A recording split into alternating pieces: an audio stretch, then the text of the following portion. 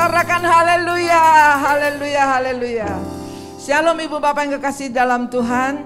Salam sejahtera dimanapun Ibu Bapak berada pada pagi hari ini. Satu sukacita kalau kita boleh berada di hadirat Tuhan, kalau kita boleh berada di bait Allah.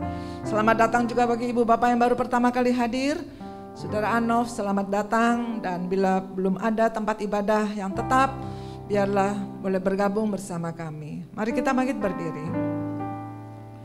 Pertolongan dan keselamatan kita dari Tuhan yang menciptakan langit dan bumi dan yang tidak meninggalkan perbuatan tangannya. Terimalah salam sejahtera dari Allah Bapa yang Maha Kasih dan Tuhan Yesus Kristus Juru Selamat kita. Dan Roh Kudus penghibur sejati memenuhi saudara-saudara. Kami bersyukur, berterima kasih ya Tuhan. Buat kesempatan yang Tuhan berikan. Buat nafas, buat kehidupan yang Tuhan berikan. Dan berkat-berkat yang Tuhan sediakan. Pagi hari ini kami ada di bait Allah-Mu ya Allahku.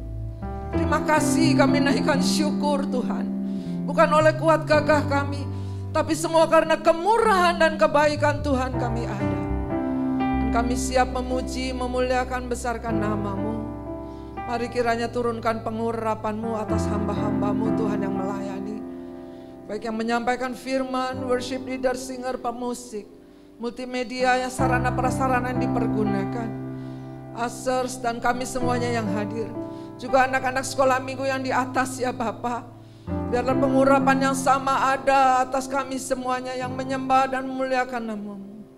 Dan dimanapun kami berada Tuhan, kami percaya Tuhan kuasa-Mu turun atas setiap kami. Kalau masih ada kuasa iblis setan roh jahat yang hendak mengganggu konsentrasi kami, yang hendak mengganggu jalannya ibadah, kami satukan hati dalam nama Yesus, kami usir keluar. Kami siapkan hati kami Tuhan untuk memuji memuliakan nama-Mu. Berikanlah kami roh doa yang kuat. Berikanlah kami roh puji-pujian yang kuat. Sehingga kekuatan Allah turun atas setiap kami. Untuk kami boleh menghadapi kesulitan, kesukaran dunia ini ya Bapa. Terima kasih Bapa. Pagi hari ini kami akan mulai ibadah ini. Kami percaya berkat-berkat yang telah Kau sediakan bagi kami. Dan sukacita damai sejahtera yang dari Allah Maha Tinggi turun atas setiap kami. Di dalam nama Bapa, Putra, dan Roh Kudus. Yang di Tuhan Yesus Kristus kami buka ibadah ini. Semua yang siap diberkati sama-sama kita katakan. Amin. Beri kemuliaan yang meriah untuk Tuhan. Kita siap memuji Tuhan. Haleluya. Berikan sorak-sorai untuk Tuhan yang paling meriah. Woo!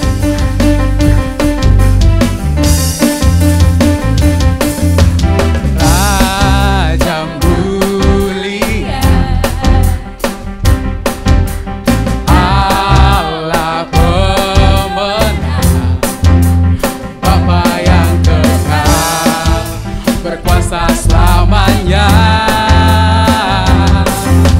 segala ciptaan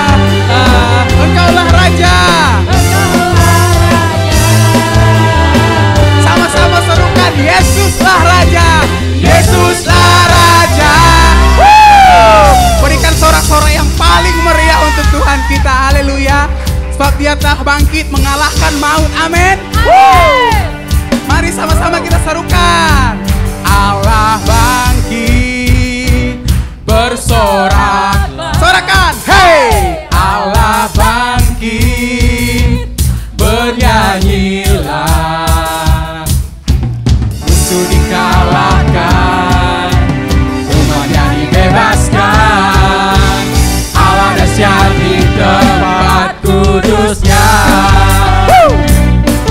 Allah dahsyat di tempat kudusnya, amin.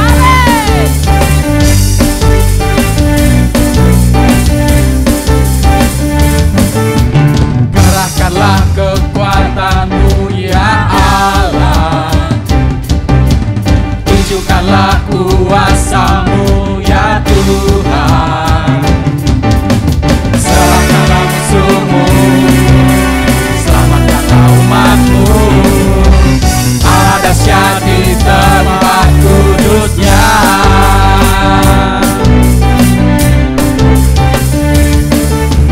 Kerahkanlah kekuatan-Mu ya Allah, tunjukkanlah kuasa-Mu ya Tuhan. Kuasa-Mu ya Tuhan. Serahkanlah musuh-Mu dan selamatkanlah umat-Mu. Allah dahsyat di tempat kudusnya.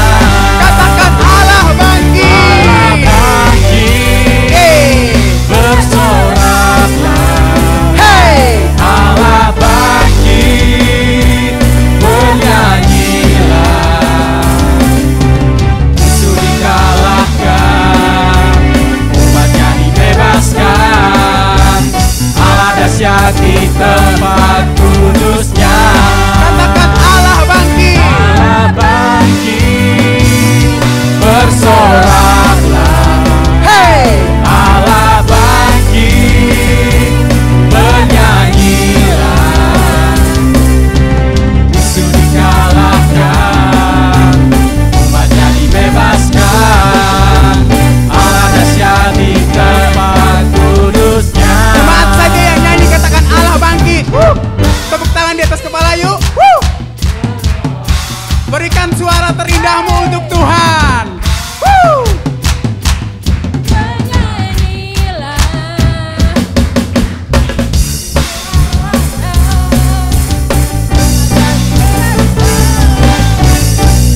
Yuk sama-sama naikkan puji ini. Allah bangkit. Allah bangkit. Bersorak. Lebih keras. Allah bangkit. Bernyanyilah. Musuh dikalahkan, umatnya dibebaskan. Allah dahsyat di tempat kudusnya. Allah dahsyat di tempat kudusnya. Allah dahsyat di tempat kudusnya. Berikan sorak-sorai yang paling meriah untuk Tuhan kita. Haleluya. Allah dahsyat di tempat kudusnya, amin. Dia telah mengalahkan maut, bahkan bangkit untuk menyelamatkan kita, amin. Jemaat bersilakan duduk kembali.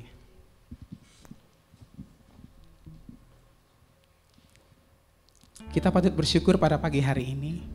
Kita boleh ada sebagaimana kita ada, bukan karena kuat kehebatan kita, semua karena anugerah dan penyertaan Tuhan. Kalau boleh diizinkan, saya ingin menceritakan kesaksian dalam hidup saya. Hari Kamis yang lalu, tidak seperti biasa saya masuk kerja, biasanya saya masuk kerja jam 6 atau enggak jam 7. Tapi saat itu pas Rabu malam, saya di WA, bisakah masuk lebih pagi, jam 5. Sebenarnya saya menolak, karena saya biasanya kan bangunnya kesiangan lah kan. Karena sekarang saya sudah bukan kerja di pasar lagi, tempat produksi. Dan pada saat itu, saya pikir kalau misalkan saya menolak, apa yang orang lihat dalam hidup saya seorang Kristen. Nanti tanggapan orang kata, loh ternyata orang Kristen begitu ya. Tapi itu dalam hati saya. Setelah itu saya berpikir, iya saya mengiyakan, saya bisa datang jam 5 pagi. Atau bahkan jam 5:15 saya sudah sampai di tempat. Nah, pas pada saat kejadian, setelah saya mengerjakan pesanan, sebelum selesai, baru 1/4 saya jalan. Pas saya masuk di tempat kerja saya, kayak ada terdengar suara apa di antara mesin sama listrik. Tapi listrik nyala, tapi mesin bunyinya kayak ada sesuatu yang aneh gitu. Bunyi apa, tetap saya kerja. Pas setelah mesinnya mati, mesin chillernya kan berisik kalau pas mati. Tapi itu bunyi masih ada. Kayak saya penasaran ada apa ya. Pas saya lihat ternyata di kabel yang banyak, nggak tahu saya nama kabelnya apa, banyak kabel itu ada 2 tempat. Di situ ada cicak yang kesetrum. Tapi seandainya itu cicak nggak kelihatan sama mata saya, itu udah berapi. Bisa jadi kebakaran. Terus saya teriak, saya panik, saya telepon orang yang biasa ngebenerin listrik. Dia bilang begini, coba fotoin. Saya bilang begini, boro-boro saya motoin itu listrik udah ada api mati nyala, saya kan nggak berani. Saya bilang begitu. Tetap sampai saya teriak, di situ pada keluar, bahkan bos saya juga udah bangun, tapi dia keluar, ada apa? Ada api. Saya saking paniknya saya teriak. Habis itu saya mikir, aduh gimana ya? Ya namanya kita minta pertolongan sama manusia, ya begitulah ya. Kalau kita terlalu berharap sama manusia, kadang manusia juga nggak bisa langsung menolong gini gitu. Saya beranikan diri, saya matiin langsung saya keringnya, langsung saya turunin, langsung mati semua. Pas habis mati, pas dilihat emang ada cicak. Pada saat itu saya takut untuk ambil kan, karena kalau misalkan kita kesetrum aja, kita bisa langsung nempel Bapak Ibu, itu 20.000 watt lebih nyala listriknya yang di situ kan. Terus habis itu saya berpikir gini loh, saya ambil hikmahnya gini, ternyata Tuhan punya rencana loh. Kenapa Tuhan suruh saya datang pagi? Misalkan saya nggak datang pagi, saya nggak tahu, bisa jadi kejadian itu langsung kebakaran. Sebab di situ paling pagi datang 5:30. Pas saya pikir, oh iya ya, ini kali maksud Tuhan dalam hidup saya. Begitu juga maksud Tuhan dalam hidup setiap kita pribadi lepas pribadi. Kadang awalnya sebelum kita tahu kita sempat menolak, enggak.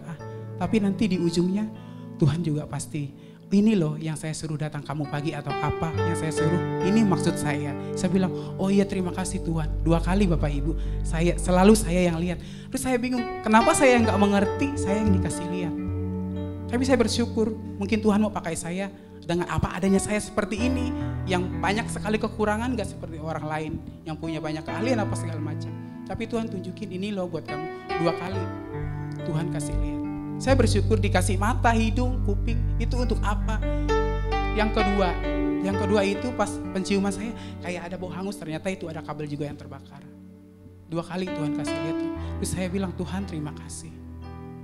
Terima kasih kepada Tuhan. Demikian juga dengan hal yang Tuhan izinkan terjadi dalam hidup kita. Mungkin awalnya kita nggak tahu, tapi setelah di ujung kita pasti bersyukur, sangat bersyukur dan berterima kasih kepada Tuhan. Begitulah hidupnya, kehidupan yang saya jalani. Saya bersyukur, terima kasih kepada Tuhan. Demikian juga saat ini saya bersyukur, berterima kasih diberikan kesempatan untuk melayani. Mari setiap kita belajar untuk menerima teguran Tuhan dalam hidup kita. Sekalipun masalah kita banyak, mungkin kita tidak tahu ke depannya akan terjadi apa. Tapi ayo belajar jalani taat. Mungkin saat ini belum mengalami masalah, setiap firman yang ditabur oleh siapapun yang berkhotbah di tempat ini, mungkin kita biasa-biasa saja.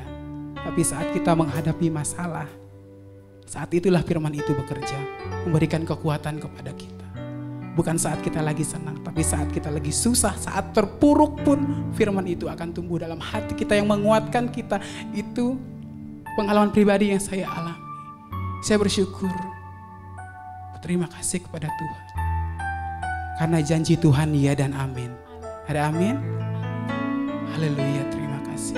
Kami percaya janji-Mu Tuhan. Janji Tuhan terukir dalam hidup kita. Oleh sebab itu mari kita dengan sungguh-sungguh kepada Tuhan. Datang kepada Tuhan dengan ucapan syukur kita kepada Tuhan. Terima kasih kepada Tuhan Yesus yang sudah menyelamatkan kita.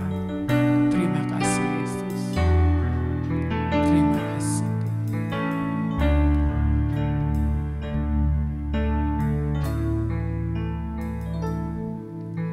Sungguh besar setiamu, Kau nyatakan bagiku. Kau Bapa yang selalu mengerti isi hatiku.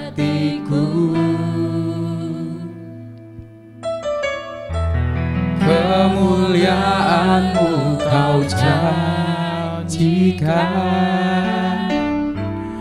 aku tetap percaya. Ku percaya janjimu ajaib, terukir dalam kehidupanku. Ku berserah di dalam kekuatanmu. Ku percaya.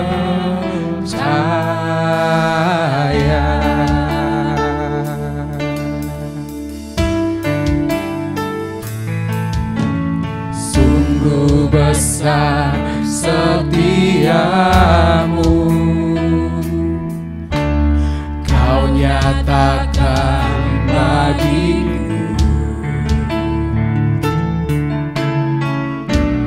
Kau Bapa yang selalu mengerti isi hatiku.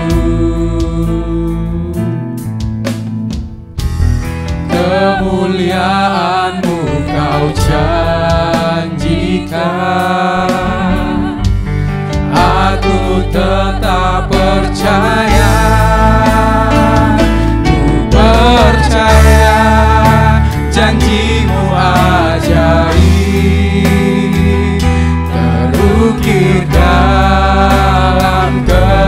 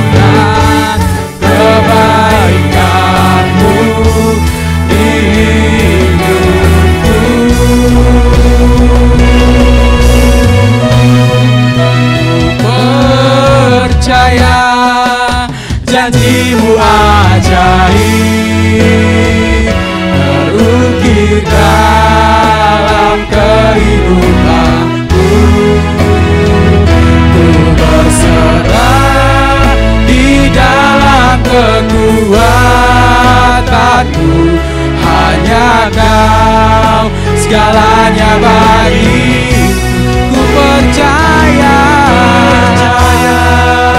janjimu ajaib, terukir dalam kehidupanku. Ku berserah di dalam kekuatanmu, ku percaya.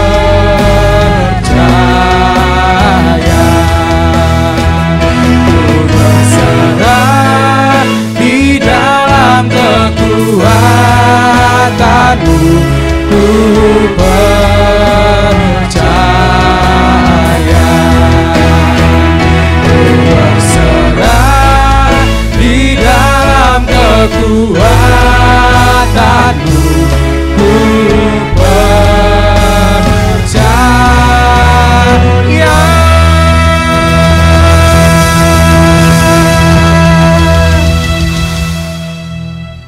Segala pujian hanya bagimu ya Tuhan, yang bertata di dalam kerajaan surga. Terima kasih ya Tuhan atas kebaikan-Mu yang luar biasa dalam kehidupan kami. Sampai hari ini ya Tuhan, Engkau masih memberikan kami kesempatan untuk bisa menyembah-Mu.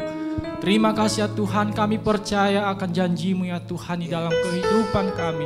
Kami percaya janji-Mu ya dan amin ya Tuhan. Terima kasih ya Bapa, terima kasih. Bapa, sebentar kami akan mendengarkan firman-Mu.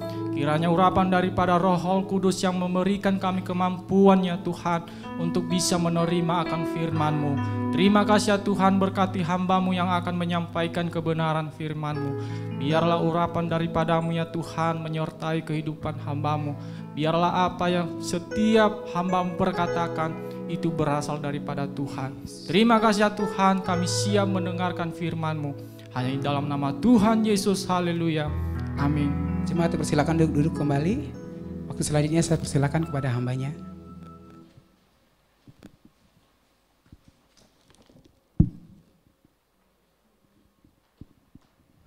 Boleh sekali lagi kita berikan tepuk tangan untuk Tuhan Yesus. Terima kasih untuk tim Praise and Worship yang telah melayani kita pada pagi hari ini. Terima kasih juga untuk tim multimedia, Daryl, Iman yang mungkin kadang-kadang tidak terlalu tersorot Bapak Ibu, tetapi mereka yang membantu kita bisa melaksanakan ibadah dengan baik. Sekali lagi berikan tepuk tangan untuk mereka-mereka yang luar biasa. Dan saya percaya Bapak Ibu, kalau hari ini kita ada semua karena anugerah Tuhan. Sekali lagi shalom. Terima kasih buat Bapak Ibu Gembala yang telah memberikan saya kesempatan untuk boleh sama-sama belajar, boleh sama-sama sharing firman Tuhan pada minggu hari ini. Selamat hari Minggu untuk kita semua. Dan siapa yang siap belajar hari ini? Boleh lihat dulu kiri kanannya, kita udah gak boleh kasih salam ya, mungkin kasih apa ya, tos ya. Katakan kamu luar biasa hari ini, kalau mungkin yang pria kamu ganteng, kamu cantik, haleluya. Yuk sama-sama Bapak Ibu kita mau belajar firman Tuhan pada pagi hari ini. Masih dalam tema 1 tahun kita tentang presence atau kehadiran Tuhan. Hari ini ada satu tema yang ingin saya bagikan, ingin saya sharingkan untuk kita semua, kehadiran Tuhan di dalam badai. Tema yang mungkin Bapak Ibu sudah sering dengar, mungkin kita sering membahas ini, tapi saya mau coba, kita mau sama-sama belajar melihat dari sisi perspektif yang lain. Kita mau sama-sama buka dalam Matius 8, ayat 23 sampai 27. Matius 8 ayat 23 sampai 27. Saya akan bacakan untuk kita semua. Matius pasal yang ke-8 ayat 23 sampai 27. Nanti Bapak Ibu bisa melihat di layar. Angin ribut diredakan. Ayat 23, lalu Yesus naik ke dalam perahu dan murid-muridnya pun mengikutinya. Sekonyong-konyong mengamuklah angin ribut di danau itu, sehingga perahu itu ditimbus gelombang, tetapi Yesus tidur. Maka datanglah murid-muridnya membangunkan dia, katanya, Tuhan, tolonglah kita binasa. Ia berkata kepada mereka, mengapa kamu takut? Kamu yang kurang percaya. Lalu bangunlah Yesus menghardik angin dan danau itu, maka danau itu menjadi teduh sekali. Ayat 27, dan heranlah orang-orang itu katanya, orang apakah dia ini sehingga angin dan danau pun taat kepadanya. Bapak Ibu Saudara-saudari yang saya kasih dalam Tuhan, seberapa banyak kita dengar firman ini, seberapa banyak kita udah sering baca firman ini. Tapi sekali lagi, saya coba mau kita hari ini sama-sama belajar dan saya berdoa agar pesan ini dapat Bapak Ibu ambil ya, pesan ini hari ini firman Tuhan ini dapat sama-sama kita belajar dan yang terpenting kita dapat melakukan firman Tuhan ini. Nah, sekali lagi hari ini kita akan belajar tentang kehadiran Tuhan dalam badai. Next slide. Ada dua hal yang menjadi inti poin kita pada pagi hari ini. Yang pertama masalah kehadiran Tuhan dan yang kedua adalah badainya. Jadi sekali lagi dalam tema ini, yang pertama kita akan membahas masalah kehadiran Tuhan dan yang kedua masalah badai. Nah, saya akan mulai dengan poin yang pertama tentang kehadiran Tuhan. Dalam bahasa Indonesia masa kini dikatakan seperti ini, ayat 23-24. Yesus naik ke perahu dan pengikut-pengikutnya ikut bersama dengan dia. Jadi Yesus naik ke perahu. Jadi kalau Bapak Ibu baca konteks ayat ini bahwa Yesus sedang pelayanan ya gitu. Jadi dari satu kota ke kota lain dia sedang pelayanan bersama dengan murid-muridnya, dia ingin menyeberang dan dia mengajak para murid-muridnya ikut bersama dengan dia. Tiba-tiba angin ribut yang hebat sekali melanda danau sehingga perahu dipukul ombak dan pada waktu itu Yesus sedang tidur. Ya, jadi kita agree dulu ya, setuju bahwa ada Yesus di dalam perahu itu. Kita selalu mengerti bahwa ada Yesus di dalam perahu itu. Dan kita juga selalu mengerti ada Yesus di dalam hidup kita. Kalau kita metaforakan atau kita gambarkan ayat ini selalu mengatakan bahwa ada Yesus dalam hidup kita, betul ya? Itu kita catat dulu poin ini. Bahwa ada Yesus dalam hidup kita. Atau kita kembali berpikir bahwa ada gak sih Yesus dalam hidup kita? Nah pertanyaan besar saya kepada Bapak Ibu, kalau ada Yesus dalam hidup kita, apa yang harus kita lakukan? Nah ini yang saya mau bahas, sorry ya ini agak keras tapi boleh next slide. Jangan sampai seperti ini loh, kehadiran Tuhan bukan sebuah jimat. Mohon maaf Bapak Ibu, seberapa banyak dari kita mengartikan kehadiran Tuhan dalam hidup kita hanya sebatas jimat kehidupan kita. Maksud saya seperti ini, oh ada badai, tenang gue punya Yesus. Tapi kita hanya memanfaatkan Tuhan untuk melewati badai saja. Oh tenang saya ada Tuhan. Memanfaatkan Tuhan hanya sebagai jimat pegangan kita. Jangan sampai saya mau katakan hari ini bahwa kehadiran Tuhan bukan sebuah jimat di dalam kehidupan kita. Maaf, kehadiran Tuhan hanya tidak dipengaruhi dengan simbol-simbol yang ada dalam arti itu. Oh ada salib berarti ada Tuhan. Oh ada Alkitab berarti ada Tuhan. Oh kalau saya pakai kalung salib berarti saya ada Tuhan. Sekali lagi kehadiran Tuhan dalam hidup kita bukan sebuah jimat yang oh ya udah saya bawa kemana-mana jimat saya. Karena ini salib sakti loh. Seberapa banyak mohon maaf Bapak Ibu kita masih menganggap bahwa kehadiran Tuhan adalah sebuah jimat di dalam hidup kita. Wah sakti ini di jimat nih, siapa? Yesus. Kita pakai nama Yesus untuk sebagai hanya keuntungan pribadi kita. Beberapa waktu lalu saya katakan seperti ini, tentang saya pernah sampaikan di tempat ini. Saat kita mengatakan dalam nama Yesus, bukan berarti seperti abrakadabra semua jadi seperti apa yang kita mau. Tapi seberapa banyak kita cuma memakai Tuhan hanya sebagai jimat keberhasilan dalam kehidupan kita. Dan mohon maaf seberapa banyak hamba Tuhan mengajarkan bahwa ada apa-apa hanya Yesus. Betul Bapak Ibu. Tetapi dia bukan jimat.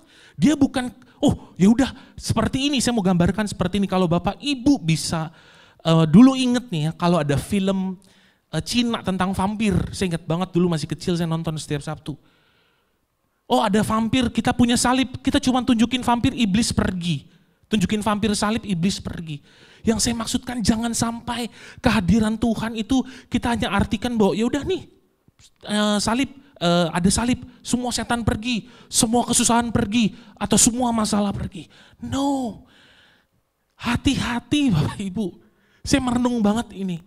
Seberapa banyak kita cuman pakai Tuhan. Tuhan tolong ya, saya mau berhasil.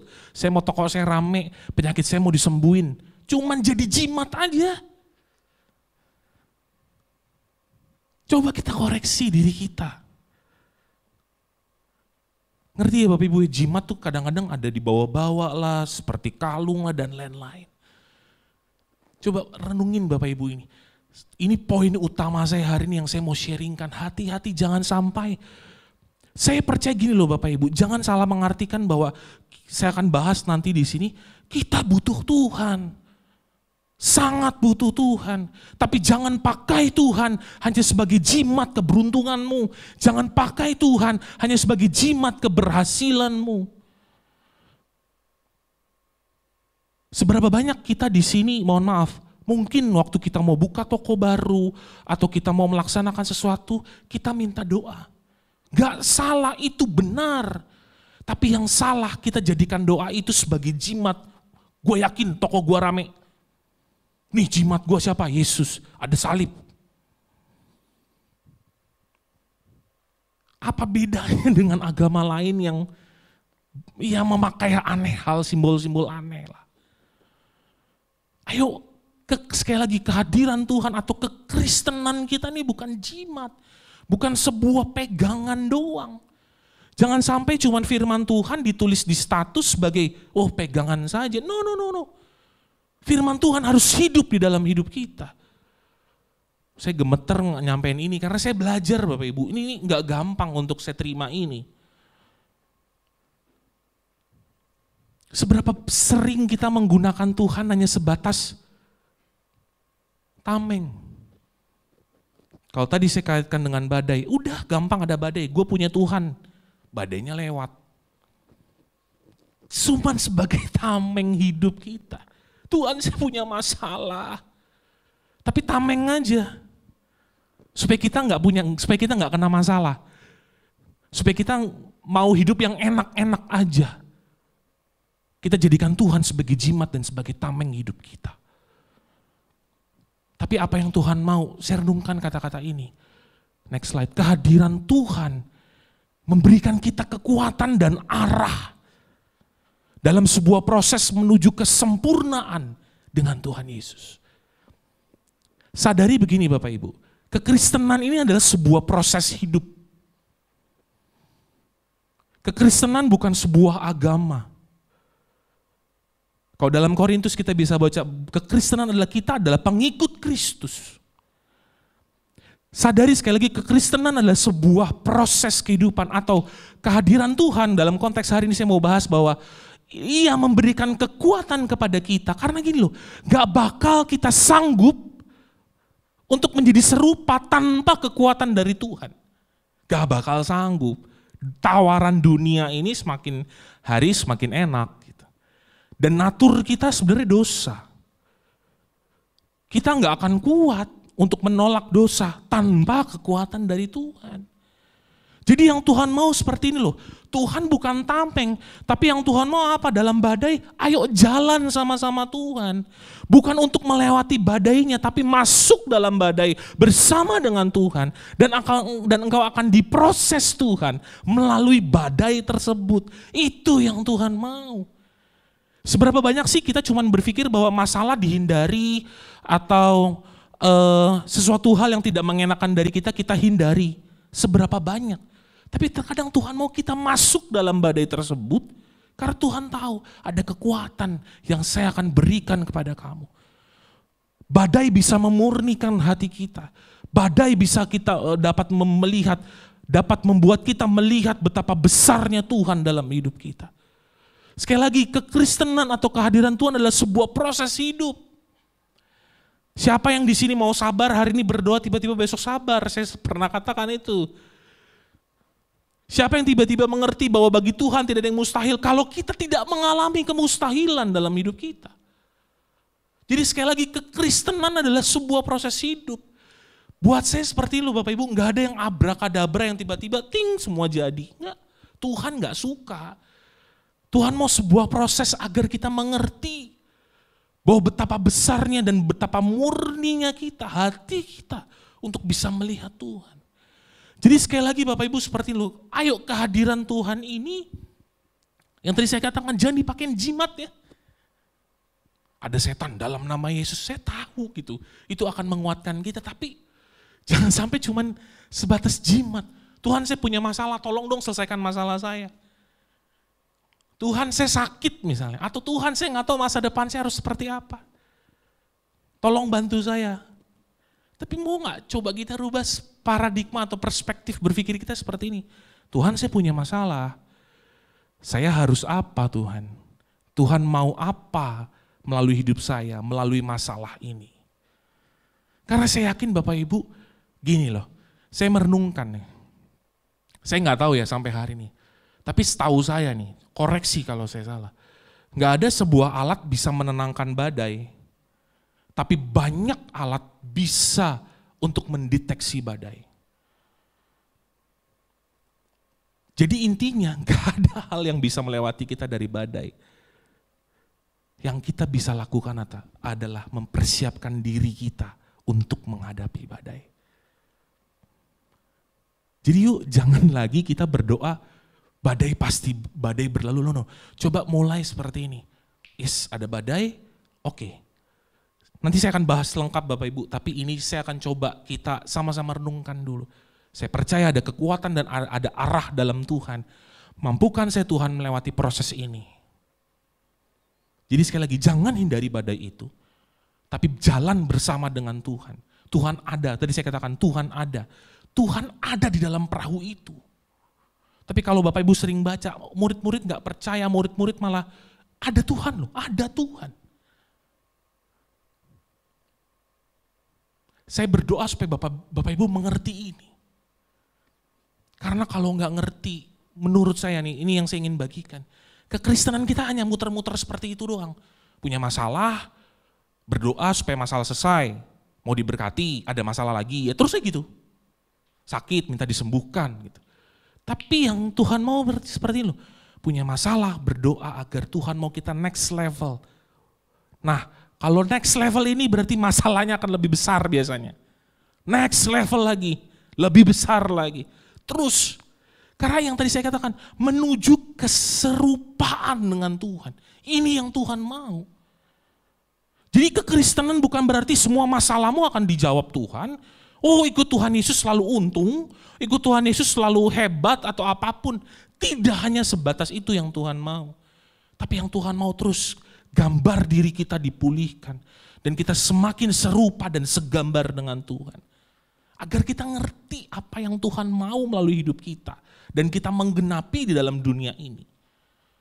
Setiap amanat agung kita ini mungkin aplikasinya berbeda-beda. Tadi Katole mungkin ada di toko, di pasar. Rizal ada di kantor, Julius ada di kantor. Setiap kita nih cara menggunakan mengaplikasikan amanat agung Tuhan ini berbeda-beda. Karena latar belakang kita semua berbeda-beda. Hanya dengan kita melekat bersama dengan Tuhan, yang makanya saya katakan Dia akan memberikan arah kepada kita saat kita menjalani proses badai ini. Yuk kalau Bapak Ibu setuju dengan saya, mari coba mulai ubah perspektif saat kita berdoa. Jangan mendikte Tuhan. Jangan apa maunya lu sakit Tuhan tolong sembuhin.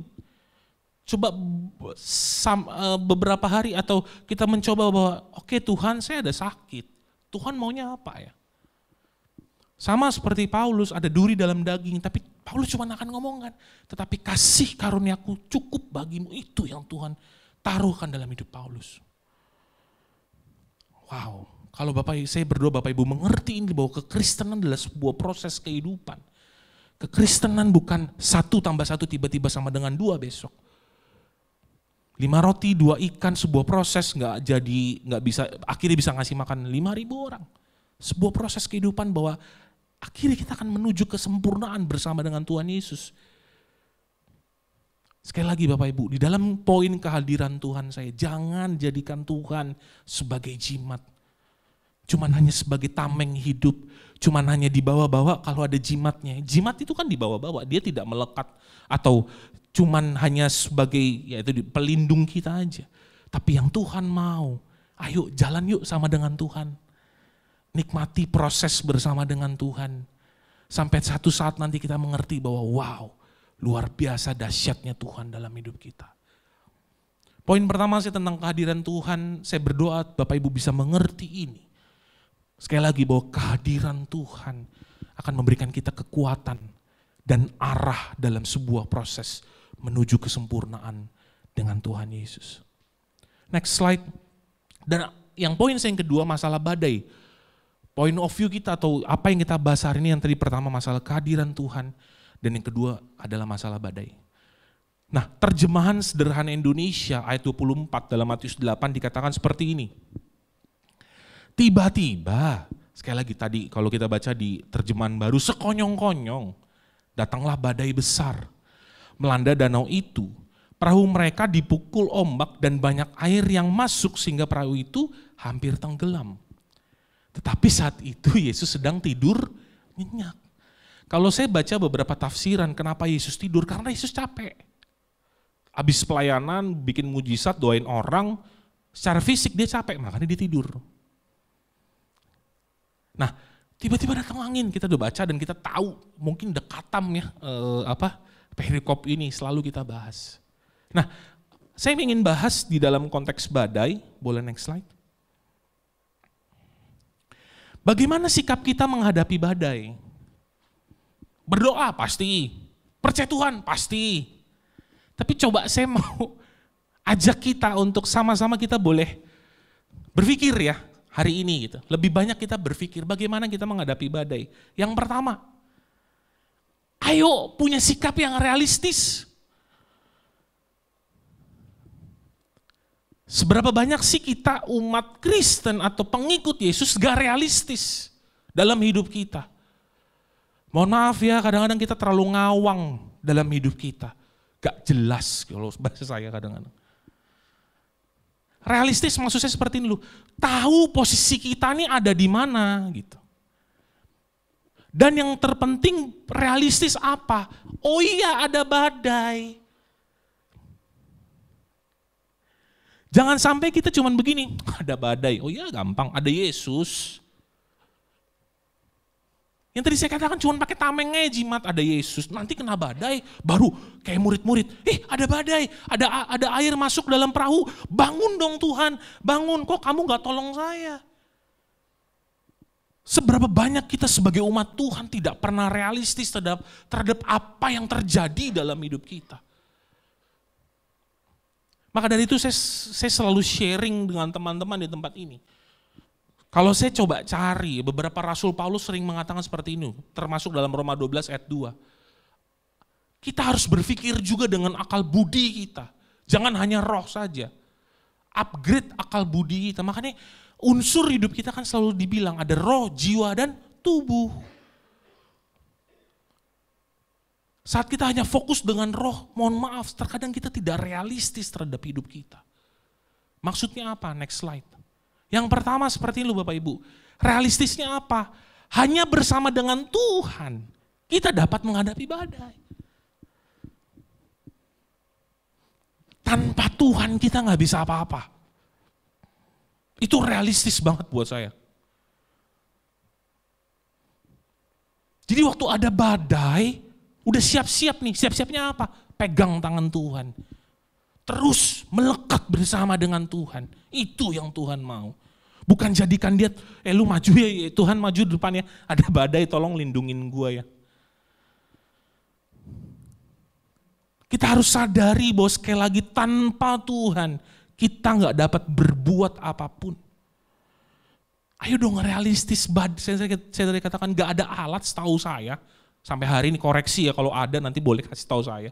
Yang bisa nenangin badai gitu. Yang setahu saya tuh banyak alat yang diciptakan mungkin di luar negeri, khususnya mungkin di Amerika kita tahu, oh ada badai 1 minggu lagi. Orang-orang bersiap-siap untuk menghadapi badai. Dia pindah ke satu kota untuk tidak kena badai. Itu yang maksud saya realistis, ada badai ayo. Bergerak, berdoa. Tapi bukan sebagai jimatmu, bukan sebagai cuman tamengmu saja. Tapi jalani itu masuk dalam badai hanya bersama dengan Tuhan. Itu aja, gak bisa dengan lain deh kita ngadepin badai, gak sanggup Bapak Ibu, gak ada yang sanggup. Kenapa? Karena gak ada yang tahu hari esok. Bisa aja besok saya udah gak ada. Tapi Tuhan tahu yang terbaik untuk hidup kita. Dia tahu segalanya yang terbaik untuk kita. Dan yang kedua gini loh Bapak Ibu, sikap realistis membantu kita siap untuk menghadapi badai. Yang tadi saya katakan bahwa kalau nggak salah tsunami yang di Palu atau di mana, ada peringatan tsunami, ada peringatan badai. Orang-orang siap-siap. Ini kita siap gak dengan sikap realistis kita bahwa dunia semakin lama semakin gak jelas gitu Bapak Ibu. Makin cepat, makin segalanya instan. Apalagi sekarang kalau kita mau bandingkan dengan pengajaran-pengajaran yang ada di dalam dunia kekristenan semakin cepat. Saya juga nggak tahu tiba-tiba ada teori inilah, ada pengertian tentang inilah yang kadang-kadang nggak berdasarkan dengan Alkitab. Siap nggak kita untuk bisa menerima pengajaran yang sehat? Realistis nggak kita untuk kita bisa terima bahwa oh ternyata pengajaran yang benar tuh ini. Mohon maaf ya Bapak Ibu, kebanyakan kita hanya ingin menghindari badai yang saya selalu katakan. Dan kadang-kadang sorry, untuk menerima pengajaran yang benar-benar tentang Alkitab, kadang-kadang kita nggak siap karena kita nggak realistis. Saya kadang lucu ya sedikit intermezzo, melihat beberapa YouTube hamba-hamba Tuhan yang Tuhan pakai saya yakin. Banyak komentar netizen tuh yang lucu-lucu gitu buat saya. Tapi kembali bagi Bapak Ibu, realistis gak sih? Maksud saya realistis gini loh. Jangan kita tuh terlalu, bahasa saya gini ya, sorry, koreksi kalau saya salah. Jangan terlalu ngeroh.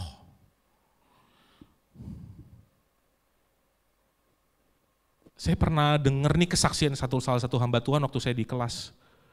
Ada satu hamba Tuhan di STT itu, STT-nya Syukur. Masuk ke setiap ruangan tiba-tiba langsung berbahasa roh aja gitu kayak, oke. Saya nggak menyalahkan bahasa roh ya, nggak. Bukan, maksud saya gini loh. Semua ada di Alkitab aturannya. Ada artinya. Maka dari itu saya sering katakan bahwa setiap kita baca firman atau nangkap firman atau melakukan firman, jangan pernah jauh dari apa yang menjadi tujuan Tuhan dalam firman Tuhan itu. Jangan kita asal tafsir, jangan asal comot ayat, jangan pakai ayat untuk kesenangan pribadi. Sorry Bapak Ibu. Tapi sikap realistis bahwa oke, Tuhan saya punya masalah. Saya tahu saya nggak sanggup bersama dengan Tuhan. Saya cuma yakin saya bersama dengan Tuhan. Saya dapat melewati masalah ini. Cuman Tuhan yang dapat tolong saya. Mungkin manusia mengecewakan, tapi Tuhan tidak mengecewakan saya. Jalanin Bapak Ibu hidupnya. Jangan ada masalah, cuman doa, nangis, dan lain-lain. Itu sisi yang berbeda ya. Bukannya saya nggak mengajarkan kita nggak boleh berdoa, bukan. Tapi bagaimana kita realistis juga terhadap menghadapi masalah. Masalah nggak akan selesai kalau kita nggak mau menyelesaikan masalah itu. Berdoa itu harus, itu nafas hidup kita. Itu esensi hidup kita. Tapi yang saya bahas dari sini adalah sikap kita, respon kita. Dan yang ketiga, saya percaya seperti ini Bapak Ibu, semakin kita siap menghadapi badai, akan semakin kuat kita menghadapi badai. Badai pertama lewat, badai kedua lewat terus. Karena kalau mau nanya ini, tanyalah mungkin nakoda kapal yang nyari ikan. Sama kalau Bapak sering kita pelajari tentang burung Raja Wali. Dia akan mengoyakkan tempat atau kandang anaknya supaya anaknya jatuh, terbang, turun, agar sayapnya bisa ngepak, agar kuat. Raja Wali mempersiapkan anaknya agar kuat menghadapi badai. Tapi pertanyaan saya coba merenungkan gini, gimana kita kuat menghadapi badai kalau kita cuma menghindari badai itu dan tidak pernah menghadapi badai itu bersama dengan Tuhan. Jadi percaya Bapak Ibu gini loh, semakin kita realistis bahwa oke, saya nggak bisa hidup tanpa Tuhan. Saya nggak bisa hidup tanpa Tuhan. Akan membuat kita semakin siap menghadapi badai. Kenapa? Karena kita tahu kok, cuman Tuhan yang dapat tolong kita. Bukan pekerjaan kita, bukan uang kita, bukan orang-orang yang terdekat kita. Tapi hanya Tuhan yang dapat tolong kita. Caranya gimana itu terserah Tuhan. Dan yang keempat ini mohon maaf ya Bapak Ibu, saya berdoa Bapak Ibu bisa terima yang tadi saya katakan. Sikap realistis akan menjaga akal sehat kita. Seberapa banyak kita pengikut Tuhan, ketemu orang lapar marah kita doain, gak kita ajak makan.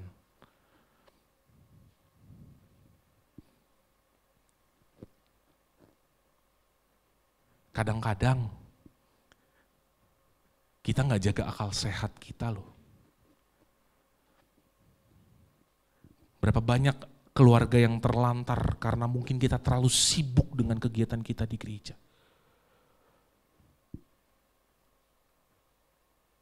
Ayo, saya mau semakin kita realistis bersama dengan Tuhan, saya yakin loh akal sehat kita sebagai manusia yang utuh itu akan terjaga. Dulu saya punya pandangan seperti ini. Saya dari kecil diajak papa mama saya pelayanan terus setiap 1 minggu.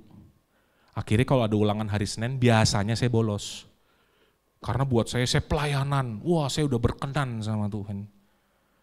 Akhirnya saya gak belajar karena saya yakin saya pelayanan untuk Tuhan.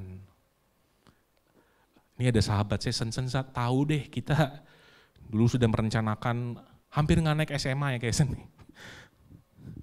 Tapi intinya gitu loh Bapak Ibu, saya mau wajar bahwa saat kau menjaga akal sehat, dimanapun kau berada, kamu tahu bahwa ini proyeknya Tuhan. Dalam arti gini loh, Tuhan mau kita semakin realistis, Tuhan mau kita semakin bersinar, tema kita yang lalu, dan Tuhan mau dengan kehadiran Tuhan, kita menjaga akal sehat gini, oh saya punya kerjaan ya besok, berarti saya harus punya tanggung jawab. Oh saya besok punya janji, berarti saya harus punya tanggung jawab. Saya belajar tentang ini. Dan kadang-kadang seperti ini Bapak Ibu, saya ambil kata-kata ini dari seorang hamba Tuhan mengatakan seperti ini. Dalam hidup kita harus cari dan kejar perkenanan Tuhan. Berkenan kepada Tuhan. Dan yang kedua, harus dihormati oleh manusia. Tapi seberapa banyak kita cuma cari perkenanan Tuhan, tapi kita tidak dihormati oleh manusia. Karena menurut saya kita gak jaga akal sehat kita.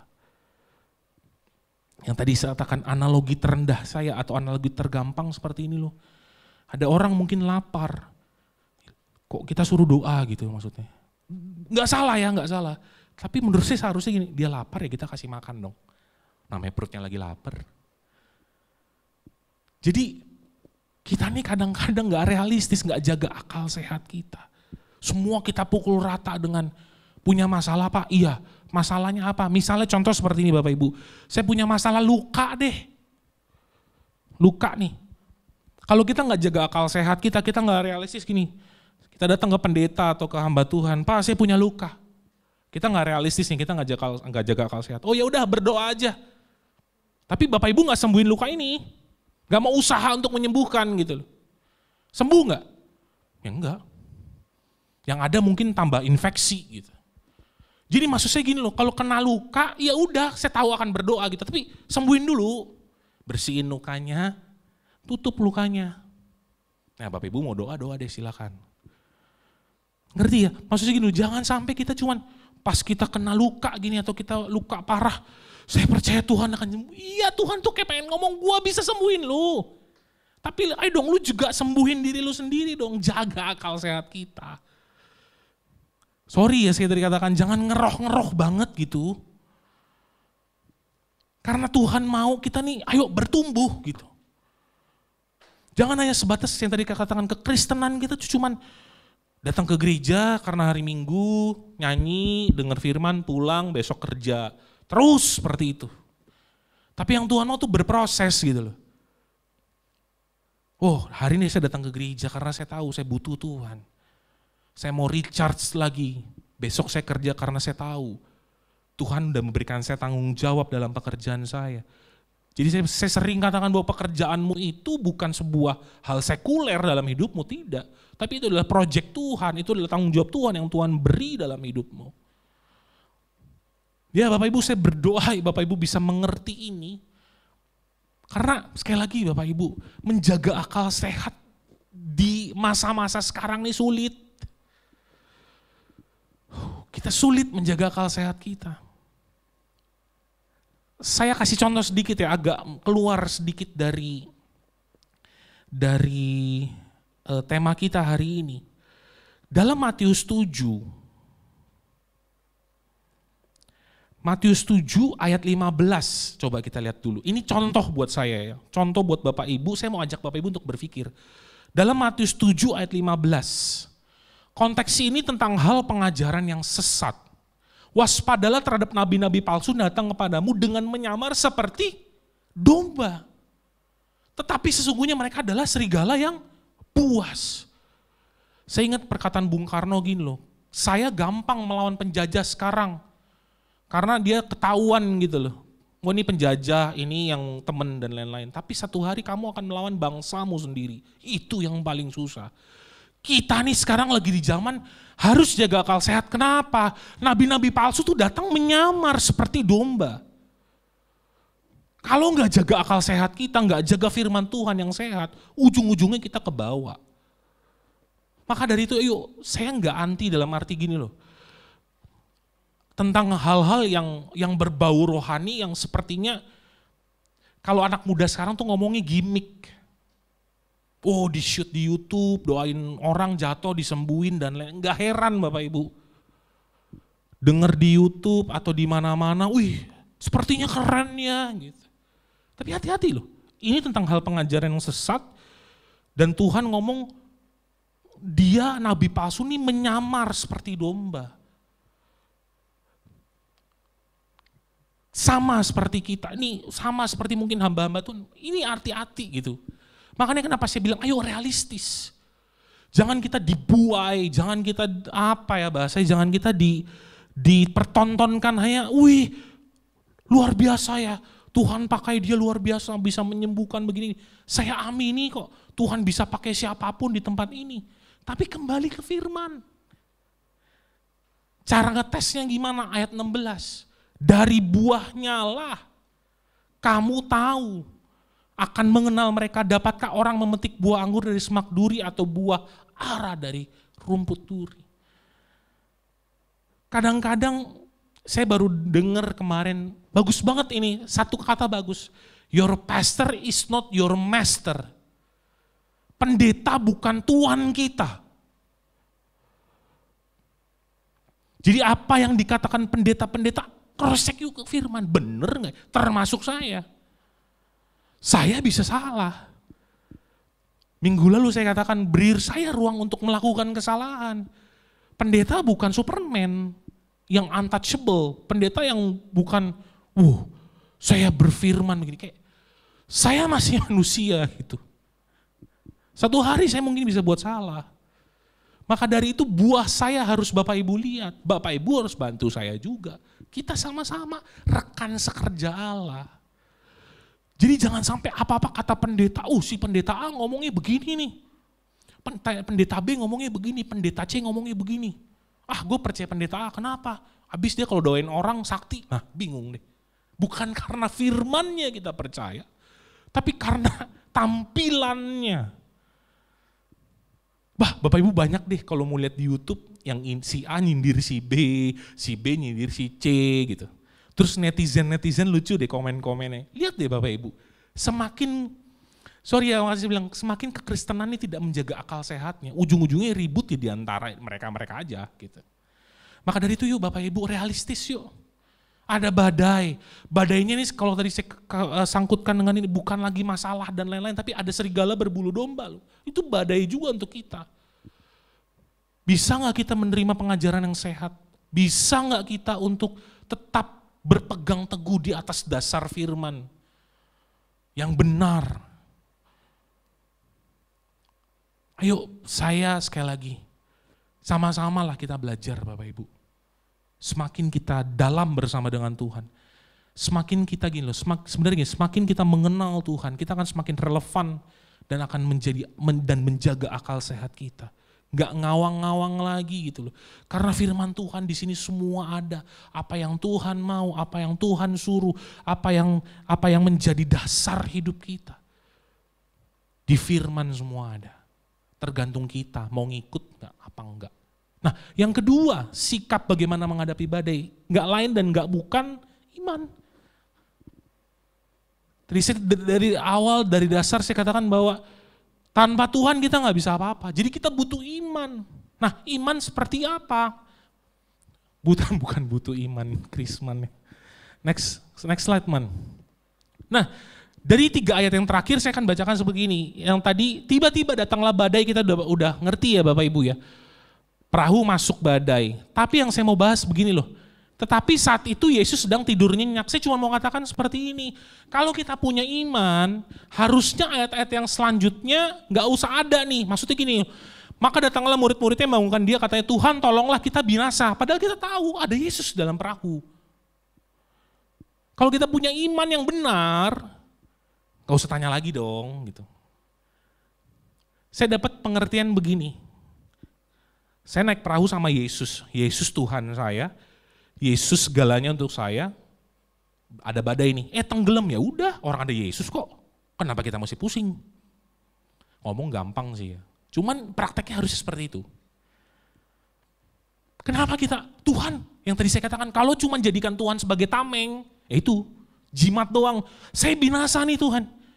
Loh, kok kamu binasa? Kamu gini loh, Yesus yang ngajak murid-muridnya loh, ada satu perahu bersama dengan Yesus.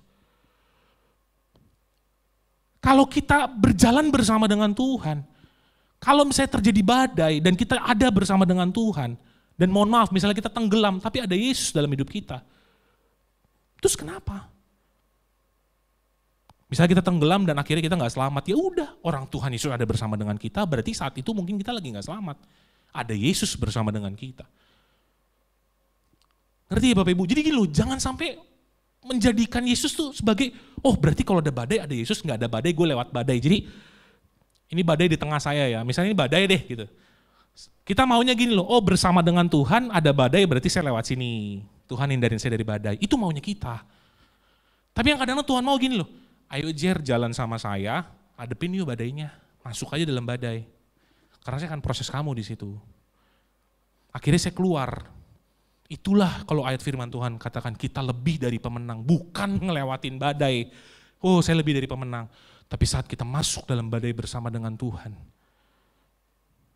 kita dimurnikan, kita diproses, kita ditempa, kita dibentuk di situ. Akhirnya kita lebih daripada pemenang. Dan akhirnya Yesus menjawab seperti ini, hai kalian yang kurang beriman, mengapa kalian begitu takut? Dia pakai kata iman di dalam terjemahan firman Tuhan FAYH. Ini saya ambil dari beberapa terjemahan ya Bapak Ibu. Hai kalian yang kurang beriman. Beberapa tafsiran pun mengatakan bahwa perikop ini mengajarkan kita agar kita beriman kepada Tuhan. Iman seperti apa? Boleh next slide. Yang pertama, imannya seperti ini loh yuk. Berserah, percaya akan kedaulatan Tuhan. Saya akan percepat ini. Yang tadi saya katakan bahwa iman kita nih kadang-kadang dari dulu saya suka lucu gitu maksudnya. Pegang deh supaya kamu memiliki. Ya gak salah sih, misalnya saya pengen mobil dalam nama Yesus gitu. Aduh. Ayo dong, iman Tuhan tuh berserah dan percaya yang saya katakan. Ada Yesus loh di dalam perahu itu. Saya pertanyakan gini loh, seandainya kita berandai-andai ada Yesus dalam perahu, saya bersama dengan Tuhan dan perahu itu tenggelam dan saya tidak bisa melewati badai, apakah Tuhan tidak menyertai hidup saya? Jadi jangan konotasikan masalah badai kita harus lewati dan harus cuman lewatin gitu aja enggak, tapi Tuhan mau belajar dari situ. Maka dari itu saya suka berkata gini loh, saya suka analogikan, mohon maaf ya, sekali lagi mohon maaf ini. Mungkin buat gini loh, kalau kita lihat beberapa waktu lalu ada pesawat yang jatuh gitu. Dan ada orang yang gak ikut dalam penerbangan itu dan selalu mengatakan bahwa terima kasih Tuhan, Tuhan melindungi saya. Ya kita sering dengar itu. Tapi saya punya berpikir gini, orang yang dalam pesawat, yang terbang pun yang jatuh, apakah mereka nggak berdoa? Apakah Tuhan tidak melindunginya? Saya kalau nemenin mama saya, pasti saya berdoa naik pesawat. Berarti waktu pesawat itu jatuh, apakah Tuhan tidak melindungi mereka? Jadi maksud seperti itu. Seperti yang saya selalu katakan, iman Sadrak Mesak Abednego. Kalau Tuhan mau tolong, Tuhan bisa tolong. Tapi kalau Tuhan tidak mau tolong, saya akan tetap menyembah Tuhan. Yang kedua yang tadi katakan, iman bukan jimat untuk melewati badai. Pakai imanmu untuk kau berserah dan percayakan kedaulatan Tuhan. Kalau Tuhan bisa tolong engkau dari masa lalu, Tuhan pasti akan tolong engkau pada saat ini. Tapi bukan dengan caramu dan bukan dengan ekspektasimu, engkau akan ditolong Tuhan dengan cara seperti itu. Saya cuma mau katakan dulu Bapak Ibu, badai kita nih beda-beda. Maka dari itu kadang-kadang jangan sampai seperti ini loh. Masa gitu aja gak bisa sih? Seberapa banyak kita suka ngomong sama orang lain yang sedang menghadapi badai. Masa gitu aja kamu gak bisa lewatin. Ingat Bapak Ibu, badai kita berbeda-beda, masalah kita berbeda-beda. Maka dari itu juga cara Tuhan untuk sama-sama melewati badai pun berbeda-beda. Jadi nikmati badai itu. Ada satu kalimat bagus banget menurut saya. Dancing in the storm, menarilah dalam badai itu bersama dengan Tuhan. Jangan kau hindari badai itu. Raja Wali selalu cari badai. Peselancar pun cari angin atau ombak besar untuk dia bisa berselancar. Jadi tergantung persepsi dan respon kita terhadap badai. Dan iman membuat kita bertahan dalam badai. Gak gampang Bapak Ibu lagi dalam badai, besok gak tahu mau makan apa, punya masalah, mau bayar uang sekolah, mau bayar cicilan tapi mungkin hari ini kita gak ada uang. Bisa gak kita bertahan dalam badai? Cuman dengan iman, gak bisa pakai kekuatan kita. Ngeri Bapak Ibu, sekali lagi tadi katakan, ngerinya bukan masalah gak bisa makan dan lain-lain. Tadi yang saya paling ngeri sekarang itu, ada serigala berbulu domba yang ngajarin firman tapi membawa kita sesat. Akhirnya kita tidak diselamatkan, udah gak bisa balik deh. Kalau kita gak deket sama Tuhan, kita cuma suka yang hype, kita cuma suka yang lagi ngetren terkenal tapi nggak sesuai dengan firman. Kembali yuk ke firman yuk. Makanya saya sering katakan bahwa saat kau memberi persembahan, kau harus mengerti kenapa kau memberi persembahan ini. Saat kau melayani Tuhan, saat kau datang ke gereja, saat engkau berdoa kepada Tuhan, harus ngerti dulu kenapa saya mau berdoa. Jangan sampai kita hanya sebatas kegiatan agamawi kita saja. Menjalankan kegiatan agamawi. Nanti pada saatnya, satu saat nanti, baru sadar, salah nih saya. Sama dengan gadis bijaksana dan gadis bodoh. Habis deh pelita saya. Maka itu dikatakan, jaga akal sehatmu, realistis, siap menghadapi ini. Gak gampang Bapak Ibu. Bisa gak kita bertahan dengan pengajaran yang benar, dengan pengajaran yang sehat, yang mungkin kita satu hari kita akan dikucilkan. Bertahan dalam iman. Dan yang keempat, ini paling saya suka Bapak Ibu, iman membuat kita menjadi saksi betapa besarnya Tuhan. Saya tutup di ayat yang tadi Matius 8 ayat yang ke-27. Iman kita akan menjadikan kita saksi bahwa betapa besarnya Tuhan. Saya mau ambil ayat ini tapi dengan cara baca yang sedikit berbeda ya Bapak Ibu. Dan heranlah orang-orang itu katanya, orang apakah dia ini sehingga angin dan danau pun taat kepadanya. Saya mau ambil perspektif ayat ini bahwa betapa kagumnya saya akan Tuhan saya. Wow, heran gitu loh.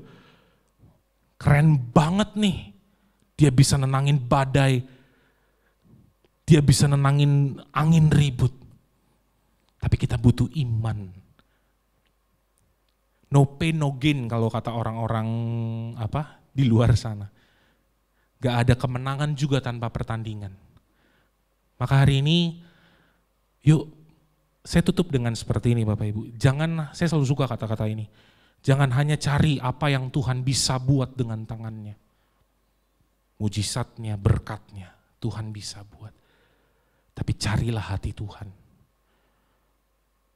Sekali lagi, jangan cari apa yang Tuhan hanya bisa buat dengan tangannya. Kita ke gereja itu kadang-kadang nyari cuman berkatnya, kesembuhannya, dan lain-lain. Tapi carilah hati Tuhan. Tuhan mau apa ya melalui hidup saya. Karena itu yang Tuhan inginkan. Tuhan ingin memproses kita agar kita semakin serupa dan segambar dengan Tuhan. Tuhan Yesus memberkati kita. Saya rindu kita menaikkan sebuah pujian pada pagi hari ini. Saya undang tim pemuji untuk maju ke depan. Kita tutup Alkitab kita tutup handphone kita mungkin. Mari kita renungkan firman Tuhan ini agar kita dapat terus serupa dan segambar dengan Tuhan. Terima kasih Tuhan. Kalau hari ini kita masih menggunakan Tuhan hanya sebagai jimat dalam hidup kita, mari renungkan Bapak Ibu. Kehadiran Tuhan bukan sebagai jimat dalam hidup kita. Tapi kehadiran Tuhan adalah membuat kita, memberikan kita kekuatan untuk menghadapi badai. Memberikan kita arah dalam proses menuju kesempurnaan Tuhan dalam kehidupan kita. Pagi hari ini, apapun yang badai yang sedang kau hadapi, permasalahan hidup yang sedang kau hadapi, ingat ada Yesus. Jalan bersama dengan Yesus. Bukan menghindari badai dengan Tuhan, tapi jalanlah dalam badai bersama dengan Tuhan. Menarilah dalam badai bersama dengan Tuhan. Pegang tangan Tuhan. Terima kasih Tuhan. Bapa, Engkau mengenalku lebih dari apapun. Engkau tahu ceritaku dan isi hatiku. Tak peduli masa lalu, tak peduli masa lalu, Engkau tetap memilihku. Dia yang mengubahkan setiap kita, Dia yang menyempurnakan setiap kita menjadi karya yang indah. Mari sama-sama kita bangkit berdiri, sama-sama katakan, kini aku percaya tiada yang mustahil bagimu. Tiada yang mustahil bagimu. Kuasamu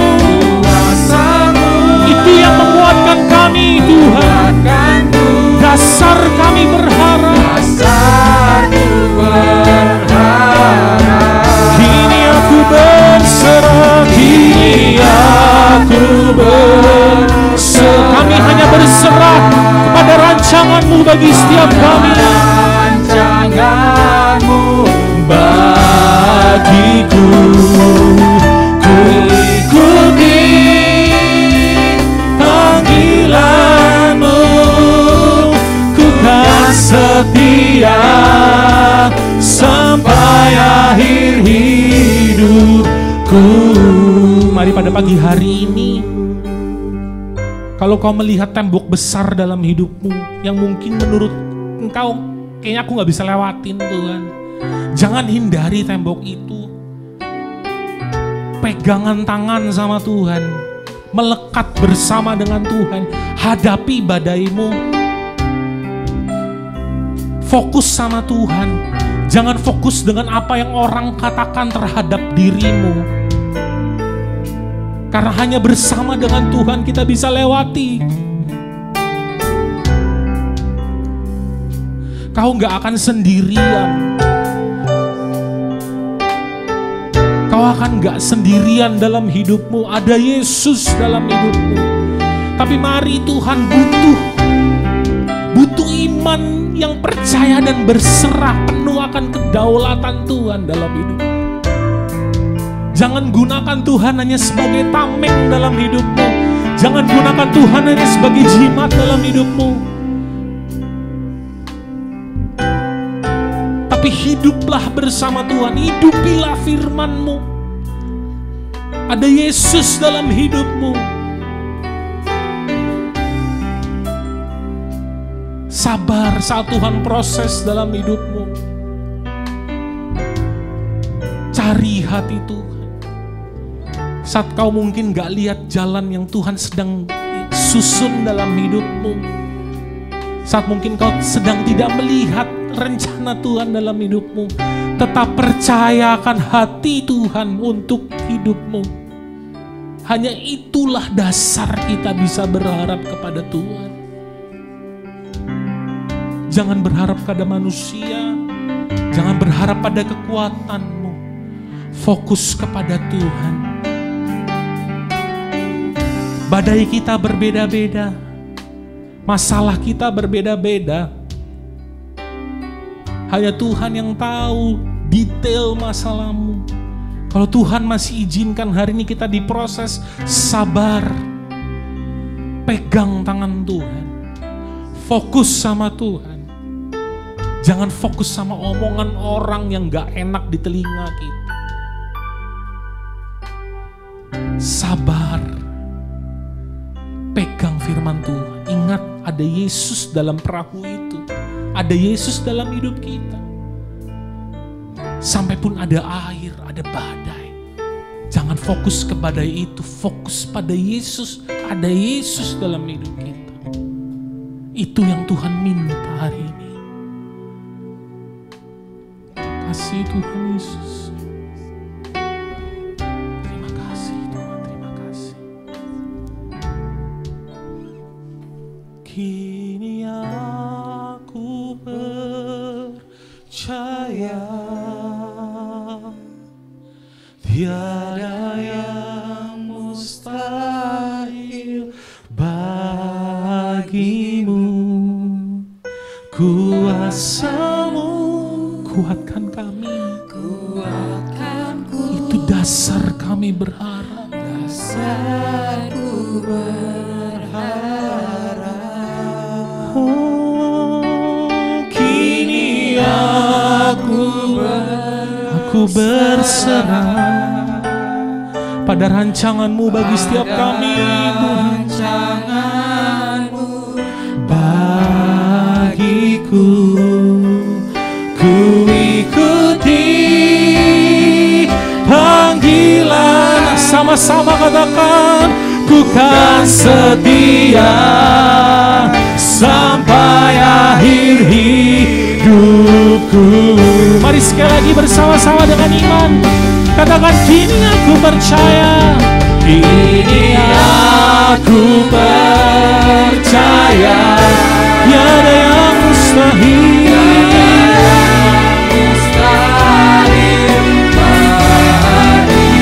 Kuasa-Mu, kuasa-Mu kuatkanku, dasarku berharap. Kini aku berserah, kini aku berserah pada panggilan-Mu, pada rancangan. Terima kasih Tuhan Yesus. Ku ikuti panggilan-Mu, ku kan setia sampai akhir hidupku. Ku ikuti panggilan-Mu, panggilan-Mu, ku kan setia sampai akhir hidupku. Mari berikan sorak-sorai yang meriah untuk Tuhan Yesus. Terima kasih Tuhan, terima kasih. Hanya Kau dasar kami untuk kami berharap melewati setiap badai kehidupan kami. Bukan sebagai jimat kami, bukan sebagai tameng kami, tapi Engkaulah sebagai Tuhan kami yang berdaulat dalam hidup kami. Ajar kami, mampukan kami Tuhan, karena gak gampang untuk melewati ini semua. Tapi dengan iman kami mau percaya bahwa bersama dengan Yesus kami dapat lewati semua. Dan kami akan menjadi saksi Tuhan bahwa betapa besarnya Tuhan, bahwa betapa besarnya Tuhan dari masalah kami. Besarnya Tuhan, Tuhan lebih besar dari pergumulan kami.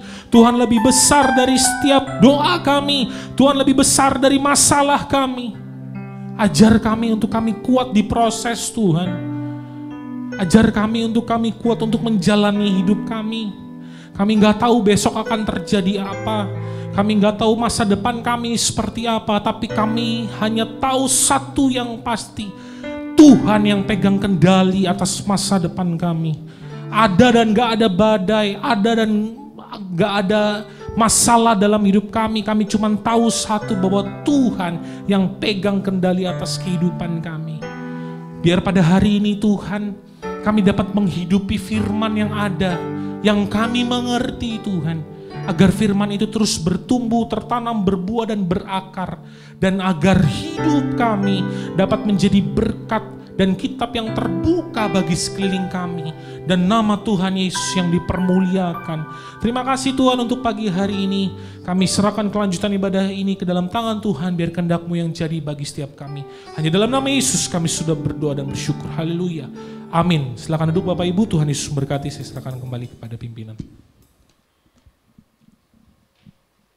Bersyukur kepada Tuhan dan terima kasih kepada hambanya PDM Jeremia Reinhard Budi yang pagi hari ini telah memaparkan, telah menyampaikan isi hati Tuhan. Dan saya yakin percaya semua diberkati. Amin. Beri tepuk tangan yang meriah untuk Tuhan sampai mulut kita katakan terima kasih Tuhan Yesus. Terima kasih Tuhan Yesus buat firman-Mu. Saudara yang kekasih dalam Tuhan, kita butuh kekuatan Tuhan. Oleh sebab itu, minggu nanti yang akan datang adalah minggu pertama, ibadah kita disertai dengan perjamuan kudus. Jangan pernah kita lewatkan perjamuan kudus atau jangan pernah kita abaikan. Itulah satu kekuatan Tuhan kalau tubuh dan darah Yesus boleh menyatu dalam kehidupan kita. Biarlah kita berdoa, apa yang Tuhan tak sampaikan juga dan apa yang Tuhan mau kita buat untuk Tuhan dalam masa-masa kini. Saya percaya biar kekuatan yang dari Tuhan memampukan kita untuk bersama-sama kita berjalan di dalam badai. Sehingga kita tahu apa arti Tuhan Yesus, apa arti kehadiran Tuhan di dalam kehidupan kita. Amin. Dan minggu yang akan datang adalah tanggal 1 Mei. Kita bersama-sama ibadah dalam awal ibadah yang disertai dengan perjamuan kudus. Dan tanggal 3 Mei-nya ibadah Iwaka yang dimulai jam 4 sore. Jadi Iwaka sekarang bukan jam 5 tetapi jam 4 onsite, ibadah tatap muka. Dan saya rindu untuk anak-anak muda juga, ayo bangkit ya. Bangkit bersama-sama di dalam segala situasi apapun. Sebentar pandemik akan berlalu dalam situasi apapun juga. Yuk mari anak-anak muda, kita bangkit kembali, kita kobarkan semangat pelayanan, kita kobarkan kembali api pelayanan di tempat ini. Dan ibadah sekolah minggu juga ada di atas. Untuk kita juga bersama-sama dukung di dalam doa. Bagi ibu bapak yang ingin menyampaikan persembahan, bisa lewat QRIS dan transfer seperti nanti yang ada di dalam pengumuman. Dan pengumuman lain tidak ada, mari kita bangkit berdiri. Doa pagi, doa siang seperti yang dijadwalkan di dalam grup. Dan biarlah kita menjalin hubungan kita dengan Tuhan. Itulah kekuatan kita. Kita butuh kekuatan di akhir zaman ini. Untuk bersama-sama kita berjalan bergandengan tangan dengan Yesus. Untuk bersama-sama mendapat kemenangan di dalam badai. Kami bersyukur, berterima kasih Tuhan. Untuk penyertaan-Mu, untuk kehadiran-Mu dalam ibadah ini. Terima kasih buat firman-Mu yang memberi kekuatan dan pengarahan kehidupan kami. Firman-Mu yang menuntun jalan hidup kami. Firman-Mu yang beri penerangan kami, sehingga kami beroleh kekuatan yang baru Tuhan. Kami bersyukur, berterima kasih. Engkau yang paling tahu persis akan keadaan kami ya Tuhan. Tapi kami percaya Engkau tidak pernah meninggalkan kami. Kau izinkan kami segala sesuatu terjadi. Agar kami cakap, agar kami kuat Tuhan. Agar kami berserah penuh kepadamu, bersandar kepadamu. Supaya kami boleh melihat keajaiban-Mu Tuhan. Kehadiran-Mu di dalam kehidupan kami, kehadiran-Mu di dalam permasalahan kami. Terima kasih Tuhan. Berkati hamba-Mu PDM Jeremia Budi, dengan kekuatan yang baru, dengan hikmat marifat-Mu, Kau ungkapkan lagi rahasia-rahasia firman-Mu. Dan pakailah anak muda ini Tuhan, untuk membangkitkan semangat, mengobarkan semangat lagi bagi anak-anak muda. Sehingga Indonesia boleh penuh kemuliaan-Mu. GPA Modern Land Tuhan boleh bersama-sama Tuhan, untuk terus Tuhan menjangkau jiwa-jiwa. Terima kasih, berkati kami semua yang hadir. Kami rindu untuk saudara-saudara yang hadir Tuhan juga mengalami perubahan-perubahan. Dan kami rindu juga suara ini didengar di mana pula. Karena onsite dan online Yesus bekerja. Biar kita boleh menghargai, menghormati kuasa Tuhan. Yang sakit disembuhkan dalam nama Yesus. Yang berbeban berat Tuhan memberikan kelegaan. Yang dalam pergumulan firman Tuhan hari ini menjawab kita semuanya. Untuk kita boleh realistis, untuk kita boleh realitas bersama dengan Tuhan. Dan Tuhan ada. Terima kasih Tuhan Yesus. Berkati hati-hati, tangan-tangan yang mempersembahkan persembahan padamu. Kembalikan dengan lipat ganda Tuhan. Sesuai dengan janji firman-Mu. Kau hancurkan segala kuasa iblis, setan, roh jahat yang menghalangi. Yang Kau menghardik segala belalang-belalang, pelaha, pengerit, pelompat, apapun belalangnya. Karena kami taat melakukan apa yang Kau janji firman-Kau. Dan Engkau Tuhan genapi akan firman-Mu. Kau bukakan tingkap-tingkap surga-Mu dan Kau curahkan berkat-Mu. Berkati juga anak-anak sekolah minggu yang di atas Bapa. Berkati orang tua anak-anak sekolah minggu Tuhan. Kau juga jamah. Mereka juga boleh diberkati dan diselamatkan. Terima kasih Tuhan Yesus, terima kasih. Kami bawa Indonesia ke hadapan-Mu. Shalom untuk Indonesia. Berkati dengan hikmat-Mu Bapak Presiden Jokowi, wakil beserta seluruh jajaran. Dengan segala permasalahan yang ada di Indonesia. Kami bersyukur, berterima kasih api kemuliaan-Mu ada di Indonesia. Dan Kau bawa terus Indonesia untuk mengenal Allah yang benar. Untuk menjumpai juru selamat yang benar. Ini kerinduan kami Tuhan. Semakin dekat, semakin dekat, semakin dekat. Kau telah panggil banyak orang dengan cara-Mu Tuhan. Ajar kami, gugah kami juga Tuhan. Untuk ikut menyelesaikan amanat agung-Mu. Mencari jiwa-jiwa yang sesat. Memberitahu mereka jalan yang benar. Agar apabila kedatangan-Mu yang kedua kali, mereka boleh selamat dan tidak masuk neraka. Terima kasih. Berkati seluruh para pelayan-Mu pada pagi hari ini ya Bapa. Dengan berkat kekuatan kesehatan yang dari Tuhan. Berkat-berkat jasmani dan berkat-berkat rohani. Mama menyerahkan semuanya ke dalam tangan-Mu. Besok anak-anak yang bersekolah juga, yang ujian Kau juga tolong ya Bapa. Berikan kepandaian, kecerdasan. Yang bekerja Kau berkati agar tetap menjadi terang dan garam-Mu. Boleh menjadi berkat dimanapun berada. Berkati kami semuanya di sini, dimanapun suara ini didengar. Berkati ibadah yang onsite, online Tuhan pagi hari ini. Terpujilah nama-Mu kekal selama-lamanya. Mari kita angkat tangan kita, arahkan hati kita kepada Tuhan. Saudara-saudara yang kekasih, kembalilah ke tengah tugas hidup kita masing-masing dengan iman, pengharapan dan kasih.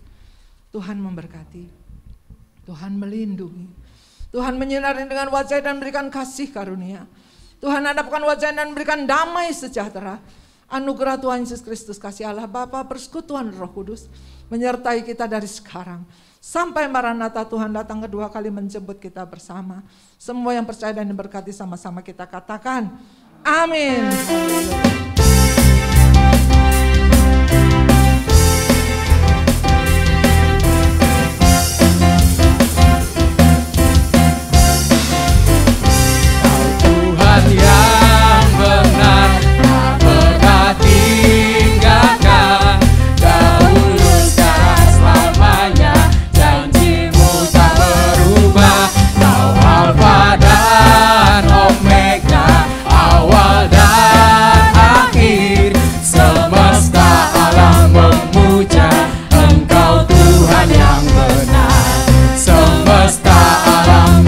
Semesta alam memuja,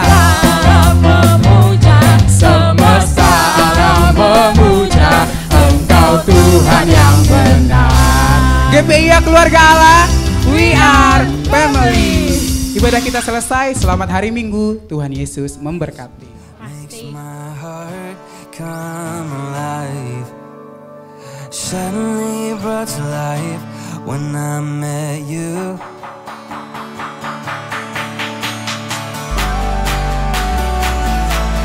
This is your love, this is your love. This is your love, this is your love. Whoa.